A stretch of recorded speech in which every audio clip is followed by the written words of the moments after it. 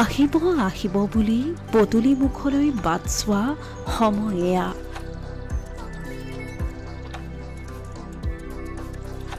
প্ৰিয়জনৰ সৈতে আত্মীয়তাৰে সময় কটোৱা পৰিৱেশ এয়া। সেই আশা বহুতৰ বাবে আশা হৈ থাকি যায়। মনৰ নিভৃত কোণত সৃষ্টি হোৱা হাবিয়াস এনেকৈ মাৰ যায় মনৰ ভিতৰত। এয়া যে উৎসৱৰ বতৰ। মানুহৰ কাষলৈ মানুহ যোৱাৰ হেঁপাহ সৃষ্টি হোৱাৰ ক্ষণ এয়া। চোতালৰ শেৱালিজোপা নিশা তলসৰা সময়ত আমোল মোলাই থকা পৰিৱেশে বহুতক লৈ যায় অতীতলৈ।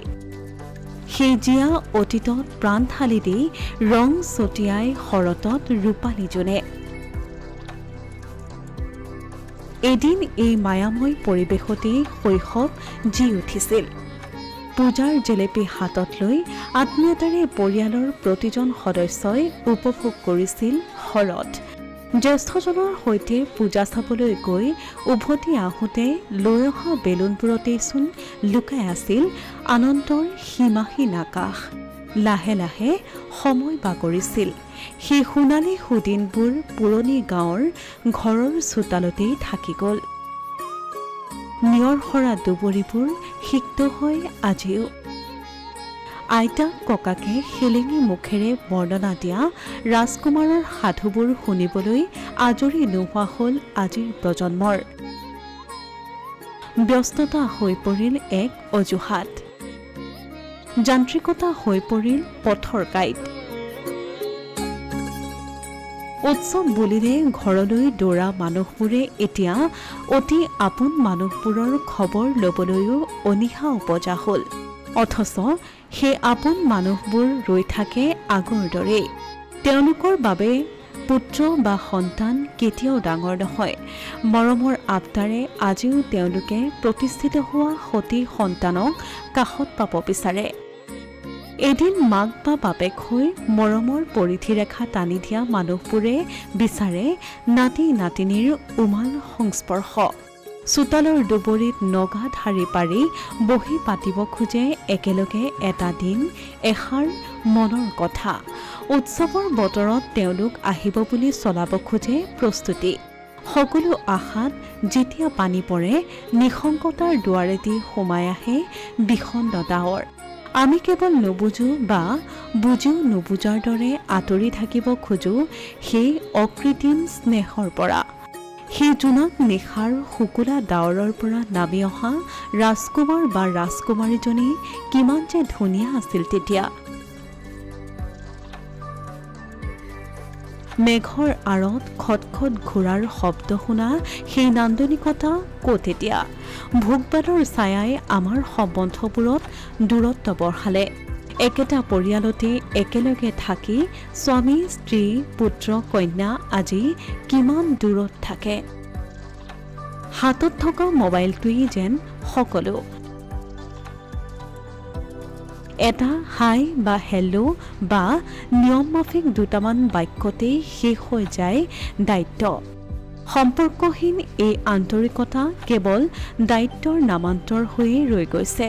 কথা পাতিবলৈ সময় নাথাকে। কিন্তু ভাৰ্চুৱেল পৃথিৱীখনত প্ৰতিটো মুহূৰ্ত নিজামতে ব্যস্ত হৈ থাকে মানুহবোৰ। উৎসৱৰ বতৰত মনত পৰে আপোনজনলৈ।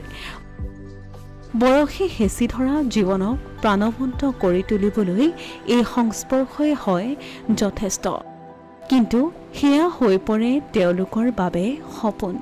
আশাৰ নৈয়েদি উজাই নাহে বিচৰাৰ দৰে অতীতৰ মধুৰ সময়। উৎসৱ আহিলেই এই মানুহবোৰৰ মনৰ অসুখ আৰু বেছি হয়। ভাগ্যৱান দুই এজনৰ বাদে প্ৰতিজন পিতৃ মাতৃয়ে এতিয়া এনে মনৰ অসুখত ভোগা ৰোগী। আন বেমাৰত চিকিৎসকে ঔষধ দিয়ে। এই বেমাৰৰ বাবেতো নাথাকে কোনো ঔষধ। স্মৃতিক সুঁৱৰি জোনাক নিশা বাৰান্দাত বহি পিতৃ মাতৃয়ে ৰোমন্থন কৰে সৰু হৈ থাকোঁতে ল'ৰা বা ছোৱালীজনীৰ সৈতে কটোৱা ভাল লগা সময়বোৰ। সেই ৰোমন্থনৰ উপত্যকাত গজি উঠে শোকৰ পাহাৰ। তাৰ পাদদেশেদি বৈ যায় সিক্ত চকুৰ পৰা নিগৰা আবেগৰ নৈ। সেই নদীতেই থাকে বাস্তৱৰ ঢৌ। সেই শোকৰ উপত্যকাতেই মৰহি যায় বহু বছৰৰ আগতে দেখা সপোনৰ সেউজ গছবোৰ। মানুহবোৰৰ বাৰু আজিকালি সঁচাকৈয়ে সময় নাইকিয়া হৈ গৈছে নেকি? ২৪ ঘণ্টাইতো এতিয়াও এদিন, বছৰত এতিয়াও ৩৬৫ দিন। কিন্তু ক'ত হেৰুৱালো আমি আমাৰ সময়বোৰ? কিয় আমি আপোনজনক সুখী কৰিবলৈ উলিয়াব নোৱাৰো অকণমান আজৰি? উৎসৱ আহিলেই বহু মানুহ অসুখী হৈ পৰে। পদূলি মুখলৈ ডিঙি মেলি বাট চাই নিশা দৰজা মাৰে। পূজা বিহুত বহু পৰিয়ালত হয় এই দশা। ল'ৰাটো বা ছোৱালীজনী এই উৎসৱৰ বতৰতেই আহিব বুলি অপেক্ষা কৰে। আকৌ কেইটামান দিনৰ বাবে ঘৰখন ঘৰ হৈ পৰিব বুলি সপোন দেখে। কিন্তু বহু পৰিয়াললৈ সেই সময় নাহে। কথা পতাৰো সুখ আছে। কাৰোবাৰ আগত কিবা এটা কোৱাৰ তাৰণা বহু লোকেই লৈ ফুৰে। সেই সুযোগেইচোন বহু বৃদ্ধাৰ জীৱনলৈ নাহে। জীৱনৰ শেষ বয়সত এজন আনজনৰ সংগী হৈ থাকে জীয়াই থকা দিনবোৰ। এই সংসাৰ মায়াৰে ভৰা, কিন্তু ইমান অবিশ্বাসে আৱৰা নাছিল, ইমান আন্তৰিকতাহীন নাছিল এই পৃথিৱী। ব্যস্ততাৰে ভৰা জীৱনতো আছিল আপোনজনৰ বাবে নিৰ্দিষ্ট সময়, আছিল দায়িত্ব আৰু কৰ্তব্য। বহু দূৰৰ পৰা পিতৃ মাতৃৰ কাষলৈ দৌৰি গৈছিল সুযোগ পালে। দুটা দিনৰ সেই সান্নিধ্যই জীপাল কৰিছিল পুত্ৰ কন্যা, কাষত নথকা বৃদ্ধ লোকবোৰৰ জীৱন। নাই আজি সেই দিন। উৎসৱ পাৰ্বণৰ বতৰত সেইবোৰ সুঁৱৰিয়েই বহু মানুহ হয় উদাস। ভাল নালাগে তেওঁলোকৰ উৎসৱৰ এই মাদকতা। শেৱালিৰ আমোলমোল গোন্ধই, জোনাকৰ ৰূপালী নিশাই তেওঁলোকক ঘূৰাই দিব নোৱাৰে শৰতৰ ভাল লগা পুৰণি সময়। Asomiya Pratidin digital desk.